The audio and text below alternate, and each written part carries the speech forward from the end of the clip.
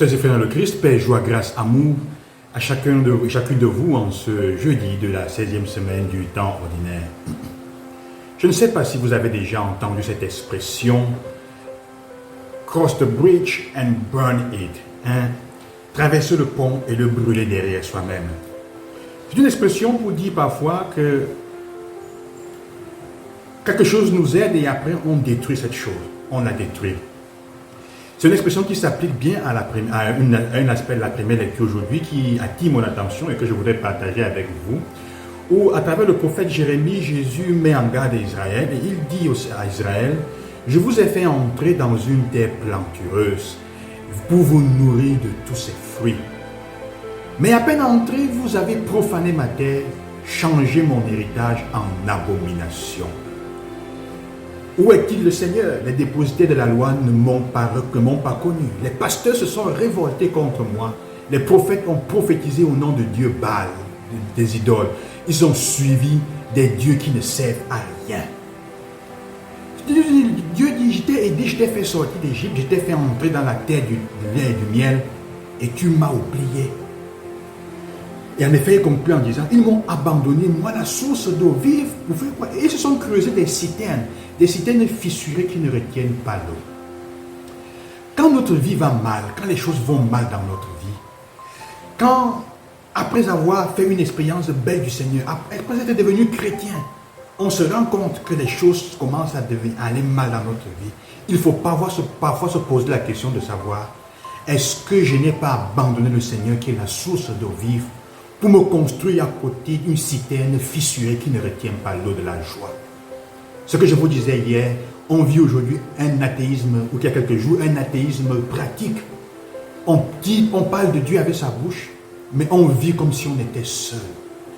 Dieu ne nous sert que quand on a besoin, quand on obtient ce de quoi on a besoin, on l'oublie. À la fin, peut-être, il se fatigue aussi. Et en effet, c'est ce que l'Évangile aussi nous dit d'une autre manière.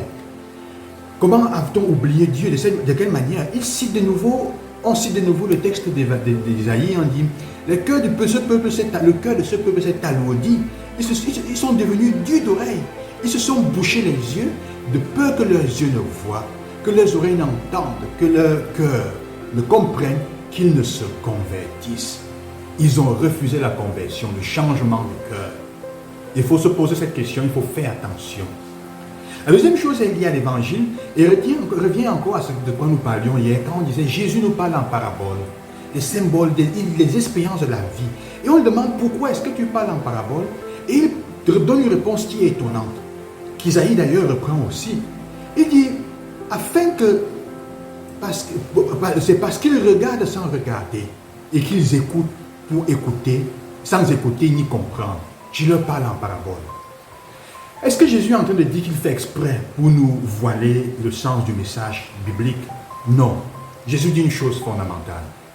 Il dit, il y a des choses que vous ne pouvez comprendre qu'à partir de l'expérience. Sœurs et frères, on peut expliquer autant qu'on veut les motifs, les sentiments, comment ça fait quand on aime quelqu'un. Si tu n'en fais pas l'expérience, nominalement et comment dire, à parole tu vas comprendre peut-être, mais tu ne pourras pas savoir ce que c'est jusqu'au fond.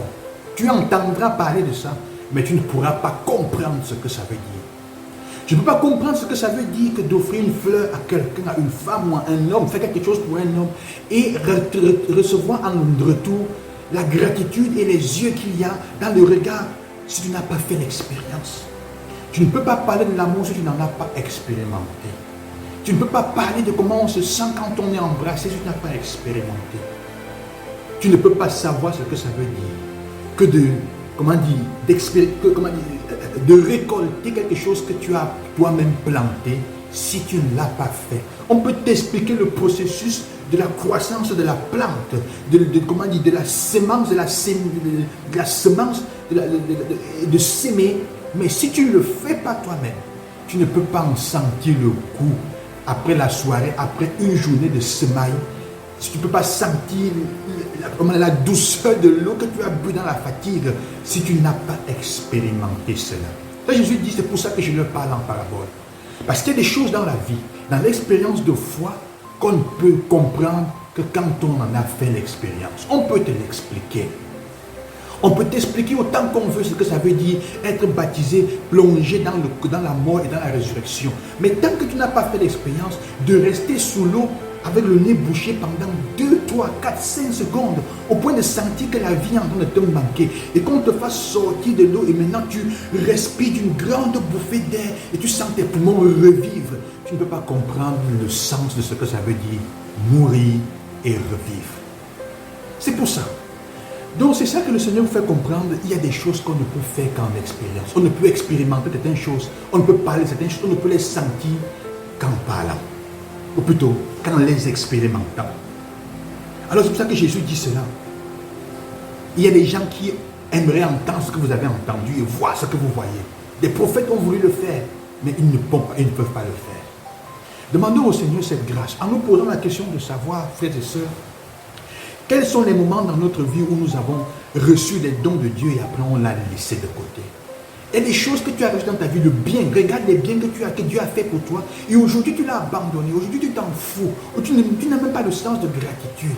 On a traversé le pont et on a brûlé. Combien de fois dans notre vie on a traversé le pont, des gens nous ont aidés et on les a abandonnés. Combien de fois dans notre vie on a rencontré le Seigneur qui nous a parlé dans la parabole de la vie des autres, de l'aide des autres, et on les s'est mis à l'aide, après on les a dénigrés, on a détruit leur vie, on les a insultés. C'est la même chose. Je vous ai fait sortir d'Égypte, je vous ai aidé, fait entrer dans une terre plantureuse. Combien de relations as-tu détruit, as-tu gâté alors que tu as reçu du bien de ces relations et de ces personnes? C'est Dieu qui t'avait fait entrer dans une terre plantureuse, tu as pu te nourrir de ses fruits, mais à peine entré, tu as profané cette terre, tu as détruit la réputation des gens, tu as changé l'héritage qui t'avait donné en abomination. Tes parents qui t'ont aidé, qui t'ont aimé, qui t'ont mis au monde, mais à peine ils sont devenus vieux, tu les as oubliés. Dieu t'a fait entrer dans une terre plantureuse et tu as détruit. Ainsi, toutes les fois que le bien t'a été fait, et après tu as répondu en détruisant et en niant ce bien, Dieu t'a fait entrer dans une relation et après tu l'as détruit. Que le Seigneur vous aide à vous rendre compte de cela et à demander la grâce de vous repentir, de réparer cela pour retourner à lui. Que Dieu vous bénisse. Loué soit Jésus-Christ. À demain.